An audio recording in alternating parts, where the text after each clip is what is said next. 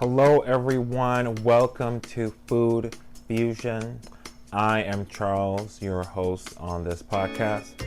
In this podcast, I talk about food, drink, culinary stuff, and everything in between. So, I am going to talk about first, food cycles.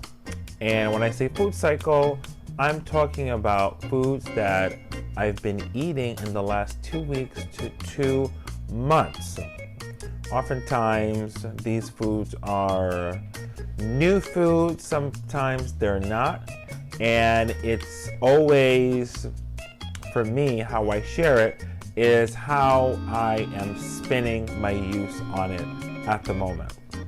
So, one thing that's in my food cycle right now is celery roots. And I am cooking recipes from Ina Garten.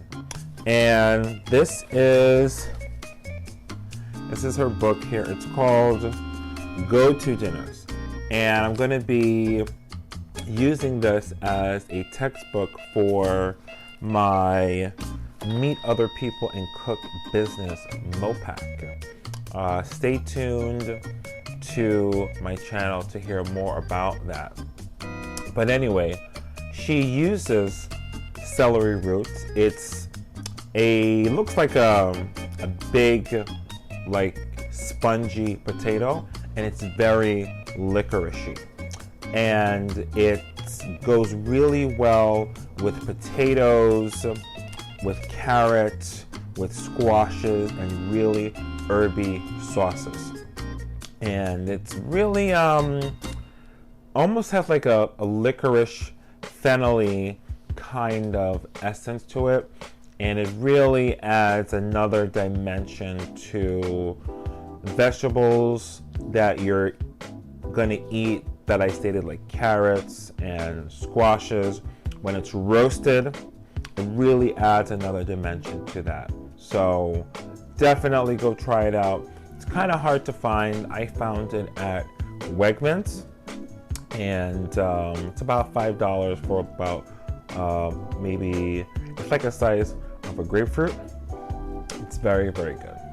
And I'm just gonna actually just skip to my drinks and then come back to my food cycle, because this beautiful drink here is just staring at me and I can't resist not drinking it. So while cooking, making a potato and fennel soup from this book, one of the ingredients calls for a liquor called Anisette.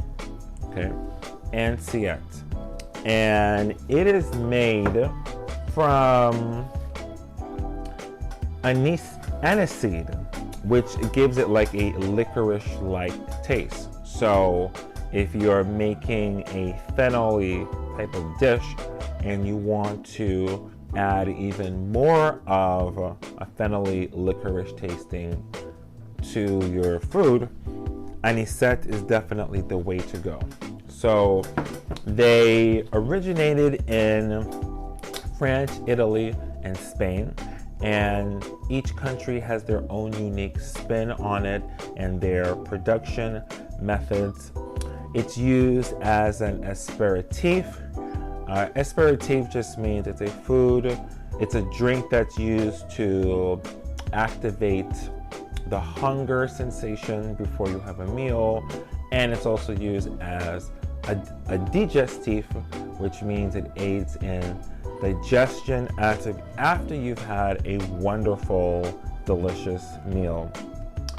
And so this drink I have is called D'Amour, and I actually made it for the first time 2 days ago and was very happy with this drink. So what this drink is, let me see if I can give you like a close shot of this with my other camera. There we go. What this is, it is Anisette. I always have to think about it. It's new. Anisette. It has lime juice. It has gin, and then it has fee foam. So this here is, this is fee foam. So fee foam is like it's a non-egg alternative for shaken drinks. So it gives it like that little froth that you see at the top. Oftentimes bartenders will use fee foam, or they may use an egg yolk to get the same result. Not egg yolk, egg white, to get that frothy professional like look on your drink. So instead of using the egg whites, you can just get the fee foam. So it's lime juice, gin, anisette, am I saying it right? Anisette, yes. And so lime juice, anisette, gin, ice, and the fee foam. And then you shake it all together. And the ratio is 2-to-1. So you use the gin, the anisette, 2, and then the lime, ratio 1, and then you use the fee foam. And I just have to take a drink of this. This is just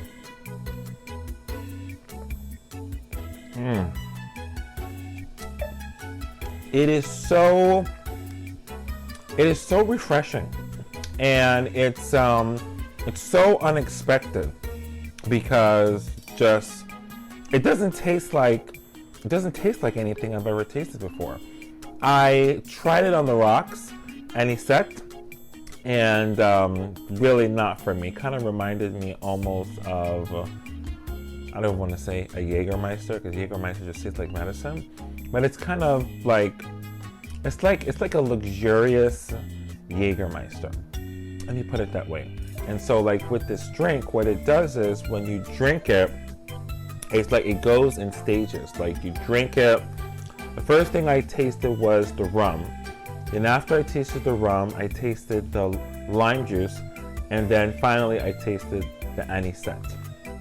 So it's like a very complex drink. Although the drink is completely mixed, you taste everything, and it's really, really good. And this it's really affordable. I think I paid like maybe $10 for it. There are other alternatives to it, like one is called Pernod, but it's much more expensive, like $40. So that's why I got it, because it's cheaper. Okay, so yes, I definitely recommend it. I'm gonna be making these for sure, and be coming up with some other ones. Okay, so I have 2 other things on my food cycle. So arugula. I've been eating arugula for years, but how I've been eating it recently is with pasta.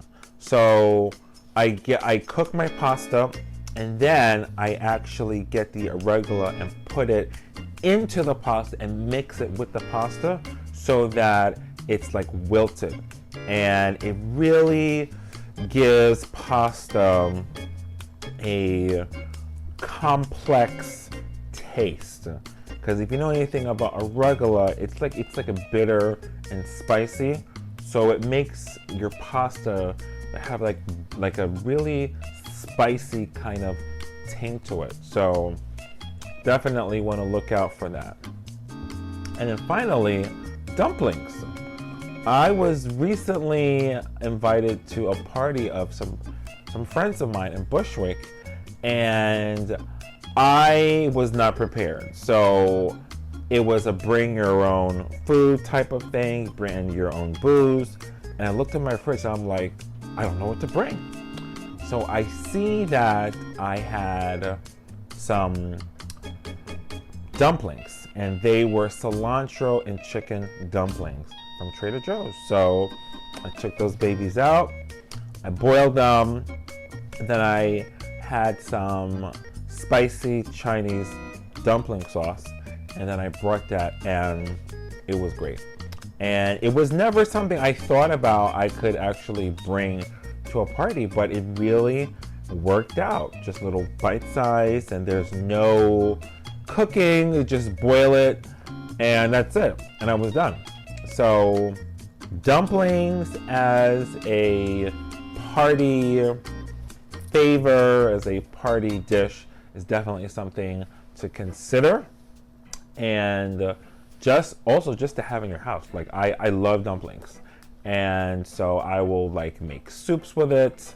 I'll get the noodles. I'll go to Chinatown and get my specialized noodles and then make my broth from bouillon, of course, because it tastes good and it's much cheaper than getting the broth. And yeah, it's very convenient. So you want to look out for dumplings. So convenient. All right, trends. I love a good trend. God, that's good. All right, so fancy ice is in, and I have to say that I've gotten into this ice trend. Like I have several types of ice that I keep in my fridge, and so what the trend is with culinary spots or like hotels is you get the craft ice, and the ice is crystal clear. And it's stated that the crystal clear ice keeps your drink colder for longer because it doesn't melt as quick, and therefore just keeps your drink colder. And then also it's very fashionable to have really nice looking ice. You know, there's nothing like having a lowball glass with your perfectly round, circular, giant goblet or mini sphere in your cup. Looks really, really hot.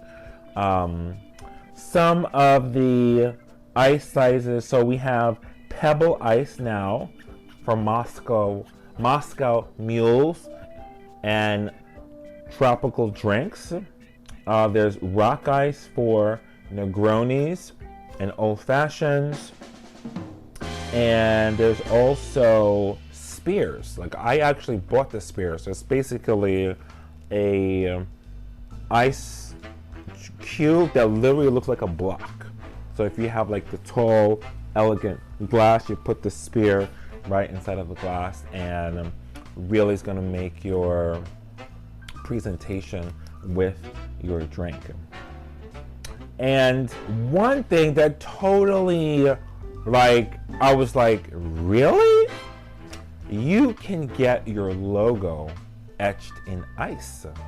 There are craft ice makers that will craft your logo into ice. How cool is that? I mean, I think just the possibilities are just endless for that. I'm thinking kind of dirty, but you know what I mean. The possibilities for that are just endless. And finally, on this topic of ice and bars and hotels, the Lafayette Hotel, which is a luxury hotel here in New York City, they have 30 spirits in their mini bars, okay? A mini bar in my book has maybe, what? They'll have maybe 5 of the little tiny drinks, you know. They'll have like the little vodka, the gin, the whiskey, super, super tiny. Each one's like $25 minimum. But at the Lafayette Hotel, they have 30 drinks in their mini bar. That's like a full service. I mean, I'd have to see what this mini bar looks like. And you can call up to get your craft ice with it. So that is Food Fusion for today. Thanks for tuning in, and go make your culinary meal drink special. See you next time.